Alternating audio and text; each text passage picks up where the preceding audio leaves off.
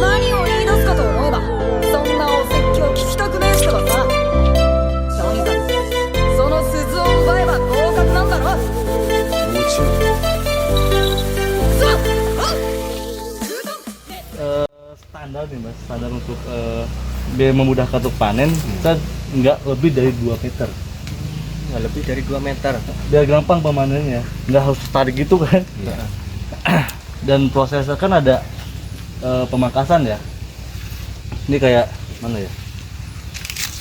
Ini kan dahan-dahan utama, terus dahan cacing kan, sama dahan raja, dahan ranting. Kalau dahan utama kan nih, ini kan dahan raja nih. Ya. Nah, kayak dahan cacing kan nih. Ini kan sekarang dibuang kayak gitu sebenarnya. Yang cabang-cabang kayak gitu Ya, dibuang. dibuang, karena nutupin nanti. Ini pemangkasan kan. Ini kayak 20 ini nih. Ini cabang ranting nih. Ini dipangkas nanti. Berarti kan membangun untuk produksi. Jadi tidak ada yang produktif sama tidak produktif kan.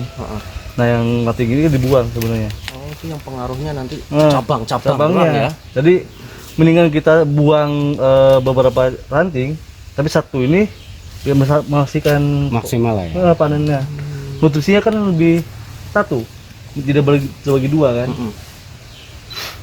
Berarti fokus ke buahnya ya, nggak Betul. ada cabang-cabang itu ya. Betul.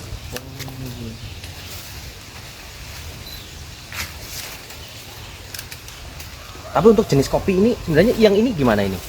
Nah, ntar saya lihat dari bijinya ter. Ini kan robusta udah lama kan. Ini yang dikenal di sini ya kopi Jawa gitu lah.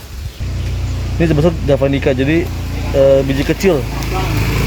Robusta biji kecil. Javanica sebutnya. Kalau enggak, kalau istilahnya tuh kopi buhun ya, kopi tua. Ya kalau istilah di ini Javanica sebutnya. Karena pohon Liberica pun tinggi mas. Dia kan di lahan gambut ya. Dan biji besar-besar. Liberica itu kebo ya gimana maksudnya? Kalau di sini kebo apa ya mas ya? Kebo. Ada contohnya nggak kopi kebonya? Ada pohonnya Ada. ada di sini. Ada. Banyak juga termasuk. Tapi kalau sebut kopi kebo tadi kan nanti dilihat dari tekstur daun, terus batang sama bijinya. Lebih besar kan yang ini, Iya. lebih kecil. Besar makanya dia namanya kopi kebo. Kalah sekarang sama kopi gajah. Samping agak lonjong. Itu Liberica. Ini karena udah bermutasi, jadi excelsa. Ini excelsa. Asal-asal. Kalau yang Arabica dia lebih lonjong kan, lonjong Panjang gitu ya? Arabica. Robusta bulat. Mari. Kalau Liberica kan karena dia tinggi mas, dia tanam di lahan gambut, jadi nggak terlalu tinggi kan, sampai 8 meter nggak salah, 8 sampai 10 meter Liberica. Dari bentuk bijinya pun dia spesifik bentuknya beda. Nah ini kan udah ibaratnya apa ya, sudah terlalu tinggi kayak gini. Yang harusnya dilakukan apa gimana? Ada proses nggak sih pemangkasan dari bawah, proses apa seperti itu misalnya? Kalau saya dulu sih ini dipangkas Pangkas saja, Pangkas 1 saja. meter, 1,5 lah, 1,5. tapi nggak semua, beberapa, jadi Oh bertahap berarti bertahap. Jadi ntar panen selang bulan.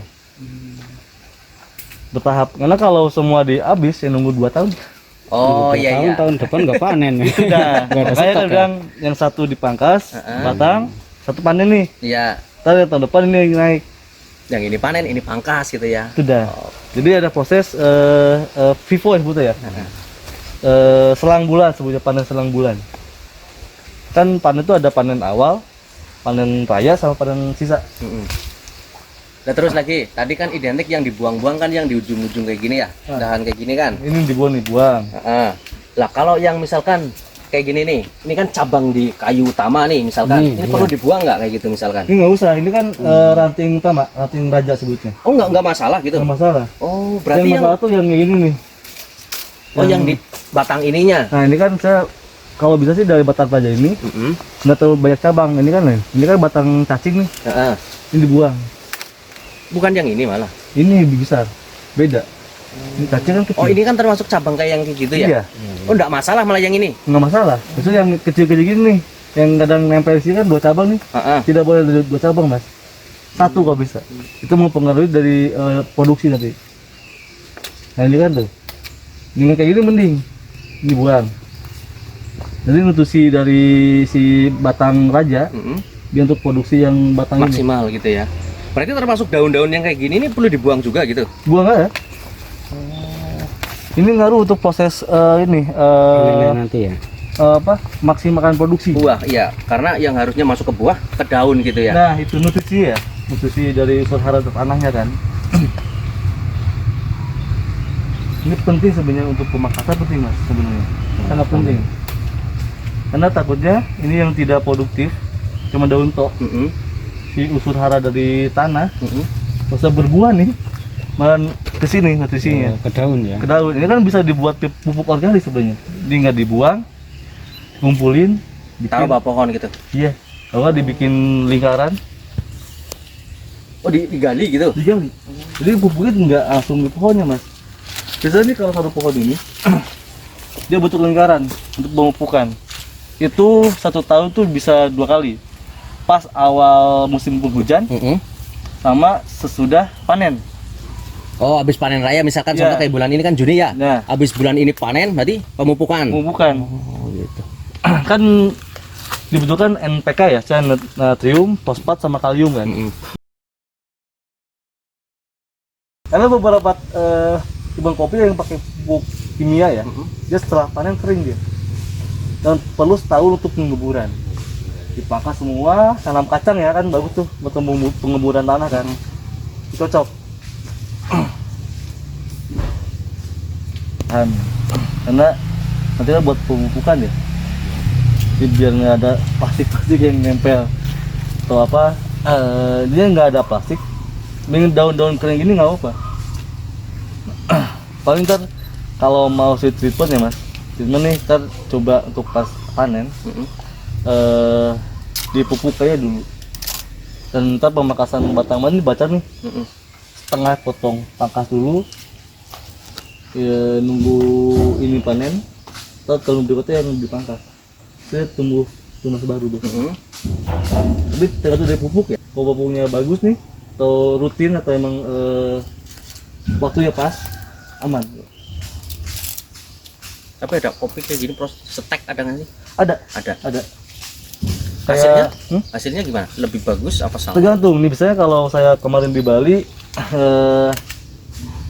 batang bawahnya tuh pakai batang robusta yang unggulan ya, namanya Tugu Sari tuh, di stack dengan PP42, jadi nggak pure satu klon, 2 cloning di hybrid kan stack, tapi tumbuh lebih banyak.